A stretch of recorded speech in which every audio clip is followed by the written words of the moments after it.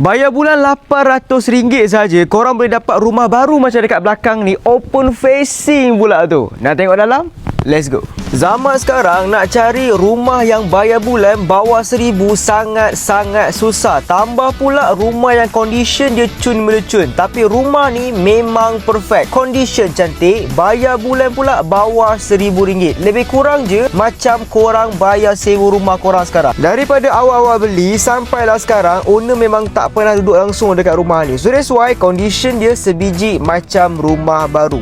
Kalau korang beli rumah baru, at least kena tunggu 2 tahun untuk dapat kunci. Tapi rumah ni tak payah tunggu sampai 2 tahun pun korang boleh dapat kunci, tapi condition sama macam rumah baru. Untuk rumah ni ada 3 bilik tidur, 2 bilik air. Untuk bilik tidur yang kedua ni, korang boleh pasang loteng dekat atas tu sebab ceiling dia tinggi. Yang ni benefit yang ramai orang tak nampak bila beli rumah yang ceiling tinggi ni. Sebelah bilik tidur yang kedua ada bilik air. Korang boleh tengok sendiri dia punya bilik air condition memang sangat-sangat cun. Ceiling juga tinggi, tak ada isu berkuat waktu korang tengah mandi. Bilik tidur yang ketiga dekat belakang ni, korang boleh jadikan bilik untuk tetamu ataupun jadi untuk bilik gaming, ataupun korang boleh jadikan mini studio, malam-malam boleh live dekat TikTok. Untuk ruang dapur dia pula agak selesa, tak besar sangat dan tak kecil sangat. Setakat nak letak satu meja untuk 4 orang makan muat dekat belakang ni. Dari area dapur tadi korang terus boleh akses ke pintu belakang ni. Belakang memang sangat-sangat bersih, boleh parking kereta dekat belakang ni. Pada korang berminat boleh roger aku, okay? Bye bye.